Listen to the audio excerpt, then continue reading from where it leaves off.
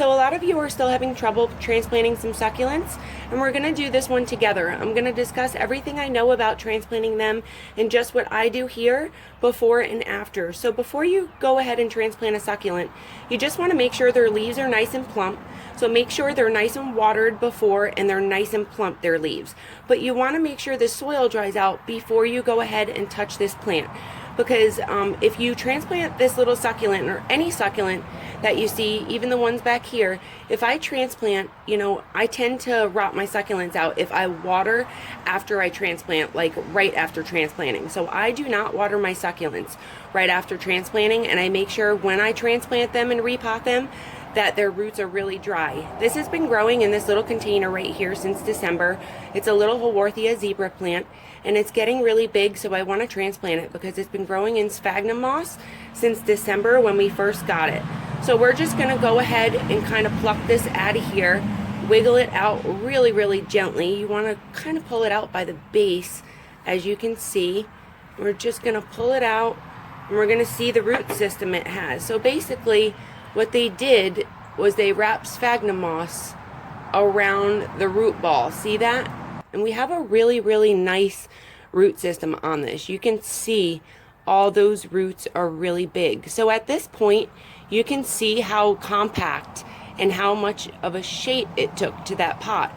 So in this case, I like to break up the roots. Now you can see this is really dry, and that's when you want to do it. You want to do it when it's really dry. You don't want to be messing with these succulents and their roots and stuff when they're wet or a little bit moist, because then if you break any of these roots, what can happen is they can rot out on you, and I've rotted a lot of my succulents out that way by watering before and not making sure the roots are all the way dry, and by watering right after. So we're just going to transplant this together, finish this out. We're going to take off all the dead leaves, so any dead leaves on the bottom here, making a mess, but we can just clean that up.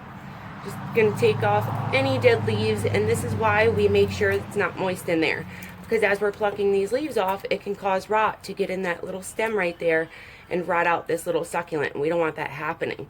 So I'm going to go ahead and fill this up with some succulent soil. I'll grab some succulent soil, and we'll be right back. Alright, you guys, so we're back, and we have our potting soil right here, which is that Miracle Grow Cactus Palm and Citrus mix, and I just add a little bit of perlite in with this container. As you can see we have nice good perlite in here throughout the succulent soil, and the succulent soil works really good with this perlite. I just kind of fill up my big bin. I have a 16-pound bag. I fill up this little bin, and then I just put the perlite in the pots when I need it. So we're just going to add a little bit more.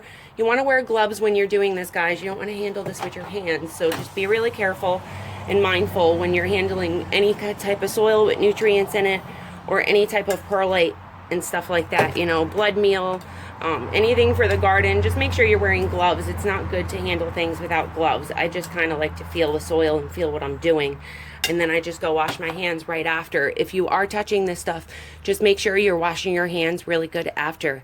Now we know we have a really good base of perlite here, so what we're going to do is just go ahead and put this back here. We're going to take this little plant out. You can see how big those roots actually are. Look how big those roots are. So that's why breaking up that soil is important, and doing that when it's dry is even more important, so this way you don't rot your succulent out.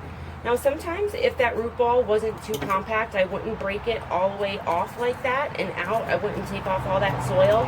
But since that soil was so compact and hard, I took it out because I do not want my succulent getting stalled out. Sometimes that happens if you don't break up that root ball and it's too compact. That plant will not spread out when it goes in this container, and what will happen is it'll start dying. It won't suck up enough water. That happened to me with my other succulent, and I had to take it out, break up the root ball, and reset it, and then it was doing fine. So we're just going to fill that up 3/4 of the way, and then we're going to backfill. So we're going to pull this up just a little bit. We're going to go around the pot, and we're just going to backfill this little guy right in here and finish it out. And then I just don't water about, I'd say, a good 3 days after to a week. Now that all depends. If your succulent needs water in about 3 days or so, you can go ahead and water. That's what I usually do anyway.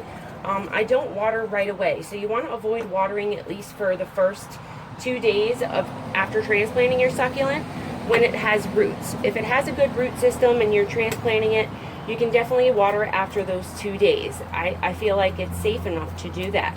If you water right away, there's a chance that that water can go seep in this succulent and all those open wounds that we just made by, breaking apart the roots and plucking off those leaves. So any water that gets in there, there's a possibility that it can rot this succulent out, which is why I don't transplant when they're wet, and that's why I don't water after I transplant. I wait a couple of days, or I wait until they need water.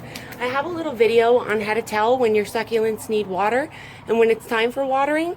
So I'll post that video down below so you can see how to tell when your succulents need water. Their leaves just become really wrinkly and deflated up on the bottom here, and then you know it's time to water again. I'll post that little link down below so you can see that video, and that helps you to water your succulents.